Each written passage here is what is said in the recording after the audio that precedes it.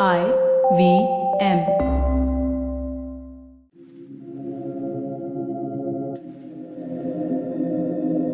This is Audiogyan, and I am your host, Kedar Nimkar. Welcome to a deep dive into the minds of luminaries from the Indian creative world.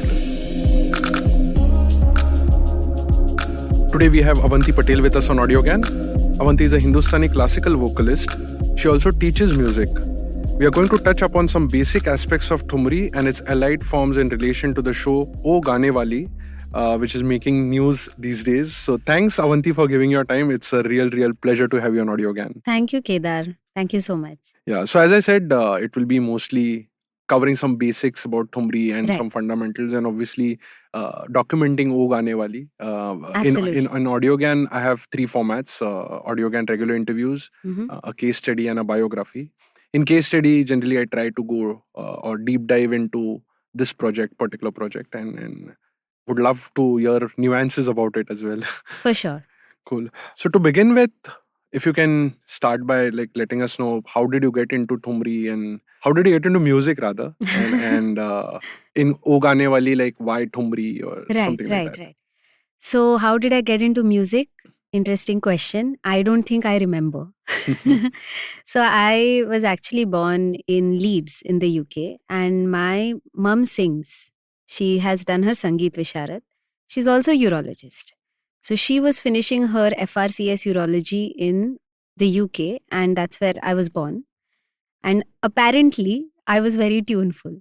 So, I used to sing Twinkle, Twinkle, Little Stars in tune. And she sort of saw the talent, and we came back to India when I was 3 years old, and I started learning when I was 5 years old. Wow. So I started learning music from Varsha Bhaveji, who is in Dadar Shivaji Park.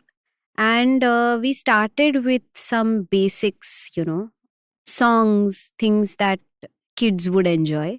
And before I knew it, I had started learning Hindustani classical. And that was how she would teach, Her whole speciality is that she'll teach children, and before they know it, they're singing notation. So from there, I did my Sangeet Visharad eventually. And in 2008, when I was 13, I was in a reality show. And it was a Marathi reality show. In that reality show, a lot of people would say, oh, your voice sounds like it will go very nicely with Thumri. Ab 13-year-old ko kya malum Thumri kya hai, kaisa hai, right? And that was the first time I was actually forced to listen to this form. Oh. And I loved it. I realized that I was enjoying what was happening as a listener. And that as an artist, I think slowly started to come into my music as well. And I finished my Hindustani classical Visharad, then I did my MA. And through this entire time, Thumri has been very close to my heart as a listener, not necessarily as something that I thought I would do anything in. And through that exploration, I started going to Rajashri Pathak Kelkar to learn Thumri. She is Shobha Gurtu's disciple. She and Dhanashri Pandit Rai are actually colleagues, Guru Bahens. And I gained a lot from her. And eventually I started learning in 2018 from Ashwini Bhide Deshpandeji. And she also has a lot of background in this form because of her aunt, Sarla Bhide, who used to learn from Shobha Guru. So that is how the sort of learning in Thumri began for me. So that's how Thumri. And O Gaanewali actually was a fluke, huh? So all this learning and all started, and I didn't think I'd do much with it in the sense that it was something I loved. I didn't know how many listeners were out there who would actually enjoy this form. And I would keep learning new things, keep exploring different aspects of the form. And in the middle of the pandemic, there was a call for applications on Instagram, which I saw, Goethe Institute. And I said, chalo, dalte hai kuch, let's see what happens. And I just sent in an application. I had no, they said that even if you have an idea, you can put it. So I said, okay, a show based on Thumri, where we talk about the Tawaifs, we talk about Thumri as a form. That was my basic idea. And they approved of it. They really enjoyed it, the idea. And then they said, chalo, 1 mahine mein show karo. I said, arre, this is a big topic. I need a lot of time to do the research. So I didn't get the time, unfortunately. But luckily all that gyan that I had gained through the listening process since I was 13 helped. And somewhere I already knew a lot more organically without having to read about it. And then everything I was reading was like a confirmation of everything I knew. Ki haan, okay, I know this. Good, validation. Mhm. And your MA in Hindustani classical Hindustani vocals. classical. Okay. Yes. Mhm. So that helped? No. No, but I mean, I was never looking at the MA as something to help with Thumri Dadra as a topic. Because MA is a very broad degree here. So we do a lot of things. We even did Carnatic music in MA. Mujhe nahi aata, lekin, you know. So within a month, we put together a nice little show. I wrote something rudimentary. And I knew the artists that I wanted on board, which was, I think, one of the best things for the show. Because looking back, I feel like the show is nothing without them. You know, it's a perfect curation of the kind of people who would make something like this work. And we did 3 online shows in January 2021. So I wrote to them. I mean, I applied for the grant in December 2020. Show happened on 23rd, 24th and 25th January 2021. Wow. But that was that. And after we did the online show, the pandemic was very much still happening. Live performances hadn't begun. But we started applying to different venues, sent the show to different people for feedback. And then March 2022, finally, we performed the first live show in NCPA. Okay. So that's been the short journey of O Gaanewali. That's how it happened. Nice. But it's whatever you pitched had a Thumri backdrop is because of your inclination and exposure to. Correct. Because of my love as a listener, I would say, not even as an artist. Because even now, there is so much nuance in the form, in the vocal aspect of the form, the improvisation, that I still feel there's so much to learn. But I love it so much. That I wanted to do something. This has some jaan in it, which, you know, you can't describe it. If you're present, you're listening to it and you feel it, that's it. Khatam. That's all you need. Yeah. You know?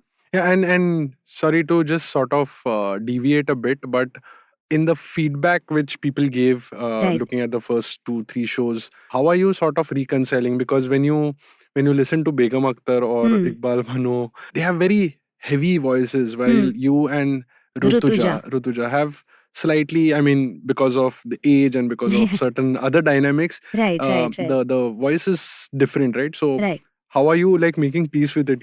Am I doing justice? So that was the biggest thing as artists, that we were little scared initially. Ki baapre, we're putting our hands into this ocean. You know, I don't know what's going to come out of it. But I think for me, the bigger aspect was that we are honoring the art that they made. We are adapting to it. We are creating something that is a midway between what they gave us as artists and what the audience today will enjoy. Without compromising, of course, on the Gayki. So our voices are, of course, different. You know, if I sing a Lata Mangeshkar song, it's not going to sound like Lata Didi. But I can still sing the Harkats because I have learned how to sing it. Same thing will apply here. I am not Begum Akhtar. I shouldn't even aspire to imitate Begum Akhtar. Correct. That would ruin the entire essence of what we are trying to do. So what is it that we can take from her Gayki, imbibe into our Gayki, and present it as improvised original forms? None of these are rehearsed. They're all improvised. So if you come for a different show, or if you come for the rehearsal of the show, what you hear and what you hear on the show day, very different. In terms of variations and alaps. It's all spontaneous. And that's part of Hindustani classical Exactly, music. which is what is the essence of it. So at no point did I want it to feel like ye kuch ghisa pita imitative art hai. No, it has to feel organic. It has to feel, that's the jaan of a baithak. Correct. Yeah, but when you, like, after I witnessed the show 2 days ago in Harkat Studios, and when I was going back, I was listening to Begum Akhtar, and you don't see any gimmicks. It just very sort of, but it still gives that emotion and absolutely. You're bang on. Yeah, so can you talk a little bit about the musicality portion of Thumri? I mean, it's associated with Shrungar, Correct. and so any nuances that you can share? So musically speaking, Thumri as a form isn't as alive now as it used to be, I would say. Like you said, their voices were different because the voices would carry the dard, that broad voice, that little crack in the voice. All of these aspects, I feel somewhere can be manufactured if you want to create it. Because as musicians, we are also voice artists. You can imitate. But that comes from the emotion, that comes from Shringar, that comes from Viraha, that comes from the longing that these texts have innately. Other than that, it's close to Hindustani classical music, meaning that it is based on rags. You will not find a very strangely composed or atrangi tune in a thumri because it comes from the same base, kahin na kahin. So it is all rag based. You will find, of course, deviations in the variations that are done. In the improvisations, you're allowed to leave the rag and come back. But your base tune will very often be a very familiar rag tune. Okay. And coming to the harkats, the phrasing of the singing, usme bhi khayal mein you can do long improvisations. You can sit for hours and sing it. But this form is only say 10-15 minutes per piece. Okay. Huh. No, so I wanted to ask this piece as well. Ki this is like 10-15 minutes. Even the songs in O Gaanewali are shorter. Correct. Unlike Khayal. Correct. So is it because of it was sort of improvised in the early 1900s and because of the gramophone and like No, I would say there are lots of factors. Mainly, one of the main factors is the Tawaifs or the Baijis received talim from Khan Sahibs. They received talim from Gharana Khan Sahibs. But they would hold back because unfortunately they were still Tawaifs and their status was that of women performers, not male ustads. So they would not teach them the entire content. Wow. हाथ रख के ऐसे जो होता है कम सिखाते थे. So they would sing khayal as well. But these forms were short anyway. They would always be after a khayal. So I would say that is one of the factors. The Baijis who did sing khayal and recorded for the gramophone company had to themselves figure out how to condense it. There was no one teaching them कि अच्छा ये काटो, इसको edit करो और ये गा लो. ऐसे नहीं था. So Kesar Bai Kerkar, for example, amazingly you'll still find the recordings available even on YouTube. Yeah. Perfectly condensed without compromising the rag, without compromising the elements that should be in khayal, still presented in 3 minutes. So I would say Thumri Dadra because it comes after classical music in a performance. उसका वो उतना ही था duration. End of course उनको दिया ही नहीं इसके आगे, ज्ञान ही नहीं दिया, इतना ही दिया. तो जितना दिया उतना परफॉर्म किया. Correct. And say if we take this example which I was listening few days ago, Deewana bana hai to Deewana. So it feels almost very like there are just two lines which are sung in a proper meter or something. The rest all is very free flowing. Correct. So how did that? It was improvisation by the artist or? So because we are speaking about this particular composition and Begum Akhtar, I would say she really added to ghazal as a form. तो उसके पहले all the Baijis, all the Tawaifs, they were singing Thumri, Dadra, they were singing folk forms, but ghazal गाया नहीं जाता था इतना commonly. बेगम अख्तर जी ने वो बदल दिया. So her ghazal gayki is also very close to Thumri Dadra gayki, in which you can actually let the tal go, do your improvisation and come back to the sum. Same, the first beat, same way that you do in Hindustani khayal singing. So your vilambit thumris that are vilambit deepchandi, 14 beats long, lamba cycle chal raha hai tal ka. In that, the logic is very similar to that of khayal singing, where you come back to the sum. Bas, beech mein jo karna hai karo. So that was Begum Akhtar ji's style. And from that context, she sang ghazals. Interesting. Actually, it's bringing a lot of questions. In fact, on some, when you mentioned, I was in the show and I wanted to ask you, you said like it's a more interactive show. And I wanted to ask you that the way they sort of make a very pronounced thing in khayal, Is it a similar thing or it is consciously not very? Because I could see a lot of interaction between you and the tabla player, correct. but the sum was not very pronounced. It was conscious. See, the tals that we picked, because also we did a show which should appeal to as many people as possible. We didn't pick vilambit tals. We picked shorter tals. So sum keeps coming. With a vilambit tal or with a khayal, एक सम आने के लिए 2 minute जाते हैं. उसके बाद एक बार सम आती है. So the wow moment has to be, you have to hold your horses for 2 minutes till the improvisation is done. Only then you can say wow. But in the forms we were presenting that day, very short, quick tals. So sum का आना is no big deal. अभी आया फिर से आएगा. Correct. Oh, I thought it's embedded because of the art form itself. ताल का उसमें ज्यादा, बिकॉज जब दीपचंदी में ठुमरी होती है विलंबित दीपचंदी में, तब सिमिलर है कि सम पे आए. That is more pronounced. Got it. Yeah, so you're continuing about the musical aspect of Thumri. Yeah, so that's basically it, you know. Begum Akhtar ji's ghazal was inspired by her Thumri Dadra training. And which is why if you listen to ghazals today, or even if you listen to Mehdi Hasan ji, Ghulam Ali ji, their ghazals, the musical aspect is very different, right? She would sing a ghazal like she was singing a thumri. And that is the supposed Purab Ang Gayki that we talk about.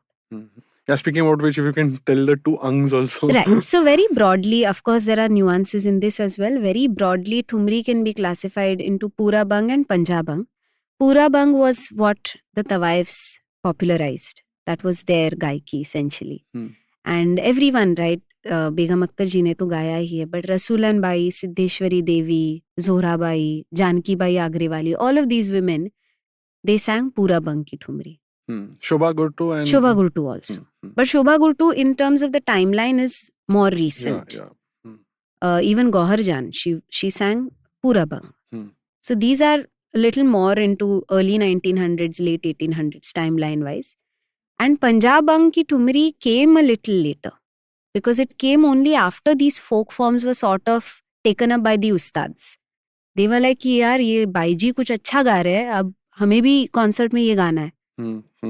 And that's how the forms were classicalized. Patiala Gharana influence happened. And that is how Punjab Bang Thumri was born. Punjab Bang Thumri, apparently, women didn't sing as much.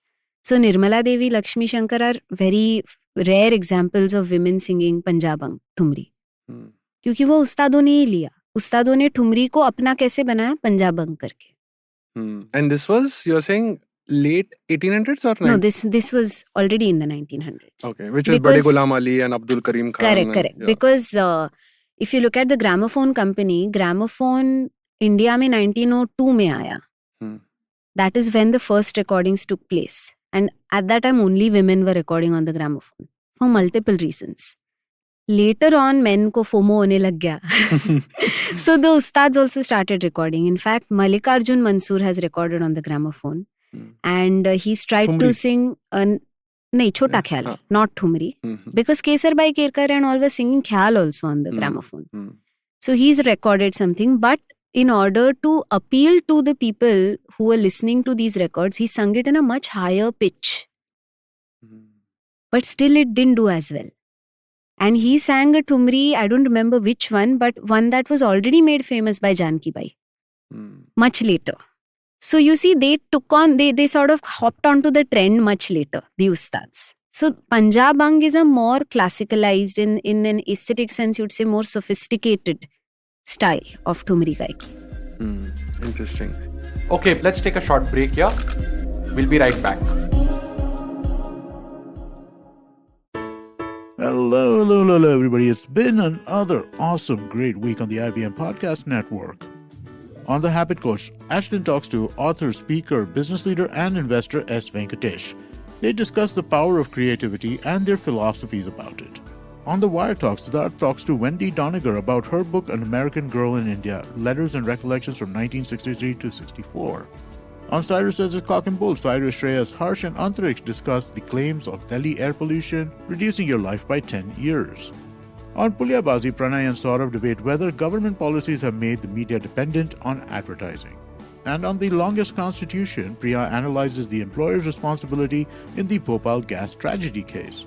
We got some exciting news for you. IVM Podcast has just launched its merch line and you should check it out now. Head over to the IVM Podcast website, that's ivmpodcast.com, and click on the shop tab to check out our first collection of t-shirts. Also, do follow us on social media. We're IVM Podcast on Twitter, Facebook, Instagram, and LinkedIn. And remember, if you're enjoying this show or any of our other shows for that matter, please do tell a friend. That really does help. Don't forget to rate us on any of the platforms you're listening to us on. And also do remember, you can check out a number of our shows on YouTube. You can go to ivmpodcast.com/YouTube to get a list of the channels that we are keeping active. We also are doing a small listener survey. If you could go to ivmpodcast.com/survey to fill this out, it'll just take a few minutes and it really helps us out. And finally, we'd like to thank our sponsors this week, SBI Life Insurance, Apne Liye, Apno Ke Liye. Jupiter, a digital banking app. Capgemini, get the future you want. Intel vPro, built for business. And Intel, future banao wonderful with Intel-powered laptops.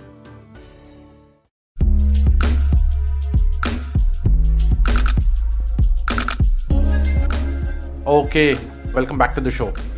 You also mentioned about the dard and sort of the texture or the quality of voice, right? I was listening to one interesting YouTube video by Dr. Ashok Ranade, ethnomusicology or something. Ethnomusicology. Ethnomusicology. Yeah, sorry, my bad. And in that he said it's also biologically different because they don't eat ghee, or the Lavani singers used to eat a lot of mirchi, and that was the food dietary habits, and that also lends to a lot of musical texture that you have. I wouldn't have any context on this, but I'm sure if he studied it, then yes, might be. Cool. Yeah, and when you mentioned about Gohar Jan and Nirmala Bai, can you paint us a little landscape of where these women are placed and some bits which you shared in the show. O Gaanewali? Sure. So, of course, Gohar Jan was an exception. She was really rich. She was one of those women who took the Tawaif industry by storm. But these musicians had very rich patrons. That's the first thing. Another interesting aspect of their lives was they were Muslim women mostly, Tawaifs. But in their households, the other women who were born, who weren't inducted into the profession, would get married, and sometimes they would marry Hindu men also. And then very often the men were raised Hindu. And this is another very interesting coexistence of religion, pre-independence, of course, all of this, where the religions weren't as polarized, I would say. And especially in Banaras, in Lucknow, in Awadh-speaking parts of North India, all of this was very common. So that is the cultural part of it. It was a matrilineal profession. Matlab, they wanted to have daughters. If they didn't have daughters, then they would feel, ab ghar ka kharcha kaise niklega? Because women were the breadwinners in these Tawaif households. And their whole thought process was that they will work through their youth till about their 30, 35 age and then retire. Until then, they should have amassed enough wealth for a retirement fund for themselves and their families. So you can imagine the kind of money they wanted to make, the drive to make money, because they knew after 35 their profession was over, right? Now, in terms of their lifestyle, the art in itself was a lavish one, right? Thumri, Kathak, court music se ye aaya hai. Courtesans, as the word also suggests. So the kind of setup for it was also very lavish. They had so many people giving them gifts. The patrons were usually Rajas, Maharajas from different parts of North India who would come, even the rest of the country. They would visit, they were traveling to North India, chalo, kisi 3 mahine ke liye nikah kar liya kisi Tawaif ke saath. Temporary marriages was a thing. They would get married for 3 months, contractually. So all of these things were also legally sanctioned. ऐसे नहीं कि ये ऐसे ही हो रहा है. ज़्यादा liberal थे अभी से. बहुत ही अलग था. The landscape was very different. Political landscape was very different. Culturally, things were very different. And they would have multiple wives. The wives would have usually one patron at a time. They wouldn't have multiple patrons. So if they've entered into a 3-month contract with one patron, then they would be loyal to that patron. which is the major distinction between Tawaifs and sex workers, which people don't really, look into as a nuance. And because of the kind of gifts they would receive, they also were performers, so they had to look a certain way.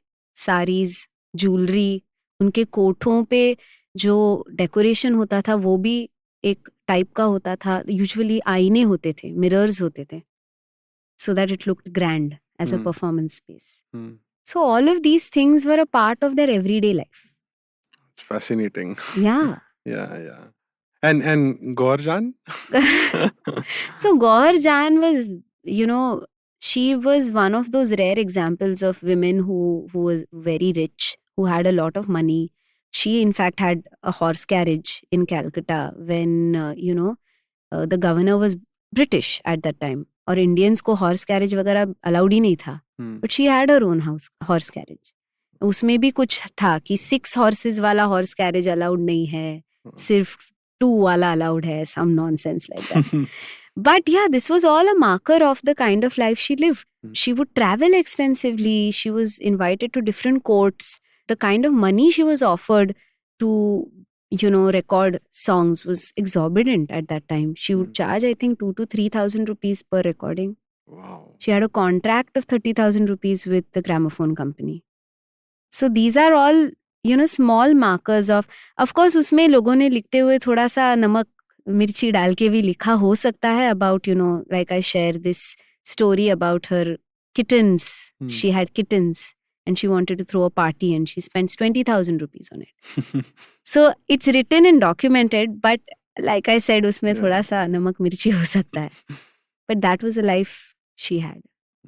So any reason why this, I don't know whether this is getting too deep, but why the men were not sort of, as in like ये men को FOMO हुआ, वो बहुत बाद में हुआ. नहीं वो होने थे, like they couldn't anticipate or they couldn't see it, or they were not just willing to accept what these guys, like these women are doing.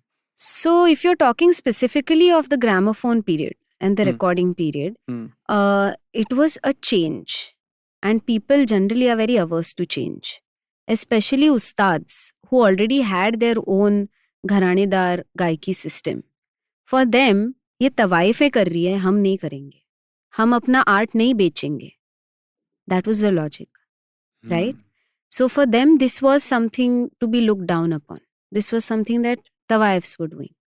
Tawaifs otherwise are known as prostitutes for them. So they don't want to be associated with that. That was the whole attitude. But the moment their music started gaining so much popularity with the gramophone company, that's when these people saw that they're missing out on an economic opportunity. That's how things shifted in terms of the gramophone company. And also speaking about change, I think I was listening to this Mallikarjun's versus talk itself. Like someone was telling that even they didn't feel comfortable like recording in an empty space where there's no audience. Not at all. Yeah. That's the whole thing, All of these aspects, they were not as quick to adapt. Whereas the Ganewalis or the Tawaifs were very quick to adapt because they didn't have anything to lose. Socially speaking, they already were at a place where other than a certain class of people, no one was respecting them. So they knew they had to do everything in their power to make money. More retirement fearless. fund. Yeah, more fearless and focused, I think. And they were also entrepreneurs. They were born entrepreneurs. Like I said, so usually what would happen in a Tawaif household is an older woman would be sort of they were called Chaudhariyans. They would be the managers of the entire kotha. And they would oversee the economics. They would oversee kahan pe concert karna hai, kaun patron hona chahiye. So they were adept at all of this. They were managing a household and a business. They were managing artists, right? Khan Sahibs were not doing that. So even as an approach to the art, it was very different for the Tawaifs. And in the show, you mentioned that the managers or the Chaudhariyans used to train properly, send them to different Khan Sahib. So any anything to share there? So I think Gauhar Jan's story is very interesting. Yeah. So just to add to that question, was it sort of very economically because ये अभी career करना है या also for the art form itself, right? Like pure singing, pure voice culture and those kind of things? Or it was very... I wouldn't know, I mean, of course, their thought process, but from what I understand, I think it was more of an economic proposition. Because it was like कि यहाँ invest करेंगे तो future में पैसा आएगा. नहीं, but quality भी चाहिए ना, like they So strive of course, for, so yeah. in a family, if there were 3 daughters born, for example, they would pick who would become a Tawaif. Oh. And then right from her diet to her socialization to the education she received, the talim she received, very different from the other women. The other women were prepared for marriage, whereas she was prepared for this profession. She was asked to eat more protein. She was asked to eat meat. All of these are very small things, but these are the nuances. She was given talim in that art form. She was sent to different gurujis to learn Kathak, to learn Hindustani classical music. सारंगिया आके उनको सिखाते थे initially. So ये जो atmosphere था, वो एक घर के अंदर भी the chosen for the profession woman versus the other women. So much to learn, because these days अगर दो भाई बहन में भी, like if one wants to be athlete, I think they're feeding the same. Yeah. And can you share something about I was very fascinated to know that they used to play tabla tying to their vest and standing and then playing like, was this sort of very normal those days to play and accompany these dancers? Yeah, or? because see, we're talking about a time when recorded music तो था ही नहीं ना, तो कुछ भी perform करना है तो वो सब live ही होता था. Now Tawaifs were also trained in Kathak. There used to be a khadi mehfil. This was mainly in Wajid Ali Shah's court. So Kathak was a big deal in Wajid Ali Shah's court. He was a patron of the arts, and this is 1900s. Yeah. Right.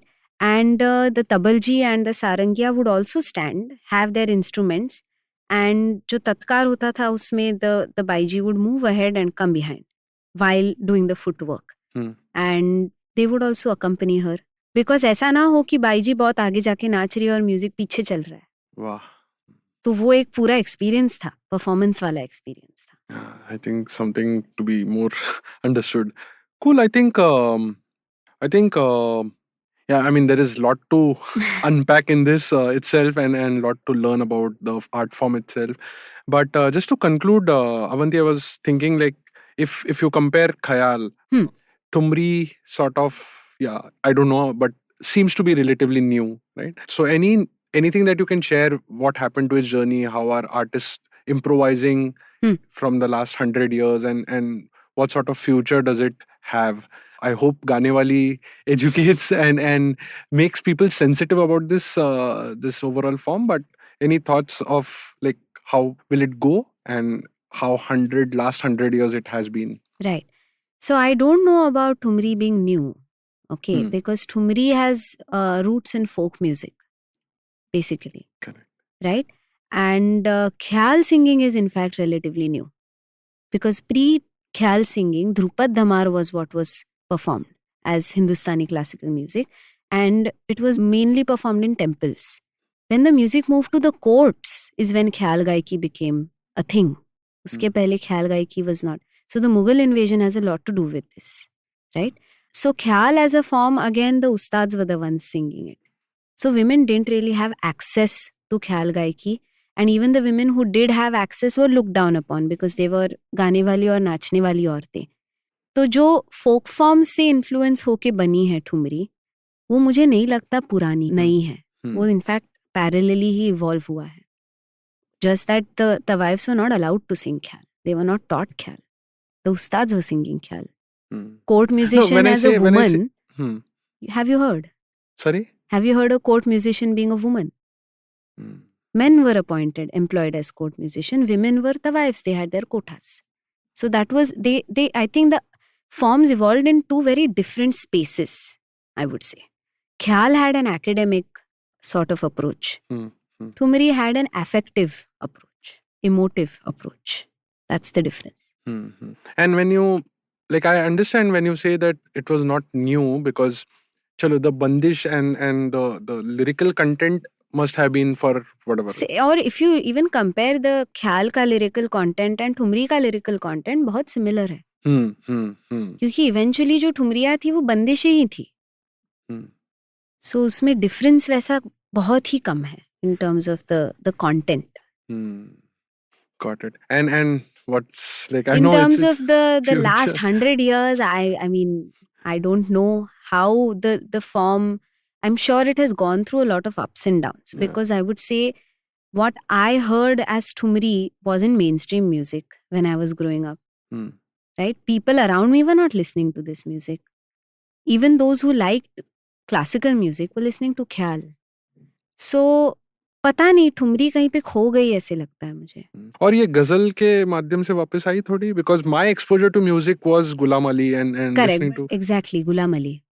Right. तो गजल के माध्यम से भी जो आगे आया वो एक बहुत अलग टाइप का गजल था, अलग टाइप की गजल थी.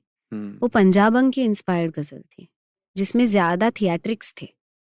बेगम अख्तर जी की जो गजल थी उसमें ज्यादा दर्द था. वो वाली गजलें कहीं खो गई. Even if you listen to any contemporary musicians' ghazals today, you will find that there is more theatrics, more sophistication in terms of the musical approach. Not the rawness and the dard that you would have found in Begum Akhtar ji's Gayki. So those are two different aspects, I'd say, which musically has overgone change over the last couple of years. So ऐसे नहीं कि ठुमरी दादरा गजल खो गए हैं, अलग type से आज हमें पेश आते हैं. And the true thumri that a lot of people would say, और the true ghazal gayaki of Begum Akhtar ji, I think it's very rare to find that now among practicing musicians. Very few examples. But it's there, of course. It's not gone. If you're looking for it, you'll find it easily. Yeah. And also, when you find it, I think this is my tip as a listener, is that you have to listen to acquire that taste. थोड़ा time तो जाएगा, बार-बार सुनना पड़ेगा. Otherwise, at first, if you listen to Begum Akhtar, I think you are taken aback as to where is this heading, what are these ups and downs. There's no, I mean, yeah, you listen and you'll figure out. But, and sorry, I wanted to just go back for one more question, is that there are these different forms, right? Thumri, Chaiti. If you can just give like a quick brief. Right. So Thumri can be the closest to khayal in terms of the way it was presented. तो ठुमरी को एक base बनाते हैं, right? Similar to thumri but slightly shorter in its time and faster in space is dadra. Now, a lot of other folk forms that have been classicalized will include Chaiti, Hori, Kajri, Sawan, Jhula. Okay, all of these have to do with the different seasons. Okay, beautiful. Yeah. And तवाइफों को invite किया जाता था लोगों के घर पे इन seasons में कि आप आके परफॉर्म कीजिए कजरी. अब बारिश का मौसम आ गया है, आप कजरी परफॉर्म कीजिए, आप झूला परफॉर्म कीजिए. चैत मास है तो आप चैती परफॉर्म कीजिए. Right, रामनवमी के टाइम चैती परफॉर्म कीजिए. So these were the ways in which tawaifs were invited to people's homes. And so these forms basically were classicalized. They're all very, you know how we say paramparik, traditional folk tunes. So चैती का एक tune है, अलग अलग lyrics है लेकिन tune एक ही है. दा रा रा रा रा रा रा रा रा रा रा रा रा रा रा रा रा, यही है tune same. So that's that folk music से इंस्पायर्ड ट्यून जो अभी भी है चैती में. Thank you for singing also. I think yeah, this is a good note to end. I think all power to O Gaanewali. Thank you so have much. more shows and entertain, and also of course educate about Thumri as an art We form. are also learning through the show, which I think is such an amazing thing that as an artist I'm getting to explore. Every time I do a new run of the show, every time there's a little gap between our shows, I'm just hunting for more content that I can add, more nuance that I can add, change the compositions based on the seasons. So all of this is how I think the show can grow. And that's how, as performers, we will never get bored. There'll always be more to explore and more to learn. Yeah. And the best part which I found is that you're weaving in little nuances which make you more sensitive to the art Absolutely. form, with like a light sort of approach to it, not Yeah, our heavy whole academic, idea is that if someone who has no idea what this show is all about comes and sits with us for 2 hours, they shouldn't be bored. Yeah. So, any of my friends who don't really listen to classical music, if they come for my show, I ask them, were you bored? No. I said, no, don't say that because I'm your friend. I'm genuinely asking you because as people making the show, this is crucial. Correct. We want to introduce this to as many people who have no idea about it as possible. Yeah. जिनको गाना पसंद है उनको तो पसंद ही आएगा क्योंकि हमने वही किया है पूरे लाइफ में, हमने सीखा है वो. लेकिन जिनको मालूम ही नहीं है ये क्या है, उनको भी पसंद आना चाहिए. Yeah. Cool. All the best for Thank that. you, And Kedar. once again, very, very thanks for being on Audiogyan and sharing. No, thank about you O for Ganewali. having me. I mean, we're all doing something new and it's nice that it's getting appreciated and people want to know more about it. So that's amazing for me. Thank you so much. Cool. Thanks. And that's it from today's Gyan session. For show notes and more Gyan, visit audiogyan.com. If you like this podcast, please don't forget to check our other interesting podcast on IVM Network. You can listen to us on IVM Podcast app, ivmpodcast.com, or any of your favorite podcasting apps. To stay tuned, follow us on Twitter and Instagram at IVM Podcast. And if you wish to connect with me, I am at Audiogyan Moments on Instagram. Until then, take care.